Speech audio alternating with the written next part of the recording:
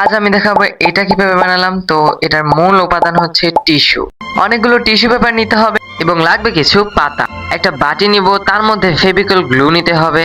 গ্লুয়ের ভিতরে পানি দিয়ে আমরা এটাকে লিকুইড করে নেব। তারপর লিকুইড আঠাটা পাতার ভিতরে দিয়ে 2-3টা টিস্যু পেপার এটার উপরে দিয়ে দিব।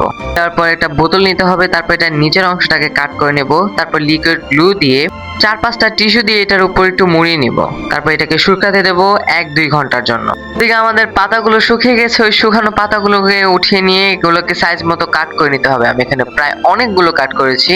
তো এখন অনেক বৃষ্টি দেখা গেলেও কালার করার পর এগুলোকে অনেক সুন্দর দেখা যাবে।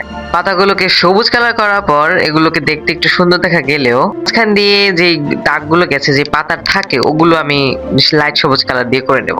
পেপার দিয়ে ফুল বানিয়ে নিয়েছি, কালার করে নিয়েছি। আমি জানি এখানে ফুলগুলো অনেক সুন্দর হয়নি। ডালের ভেতর গ্লু দিয়ে পাতাগুলোকে লাগিয়ে নেব। তবে সাথে অ্যাটাচ করে দেওয়ার পর this is the final look. তো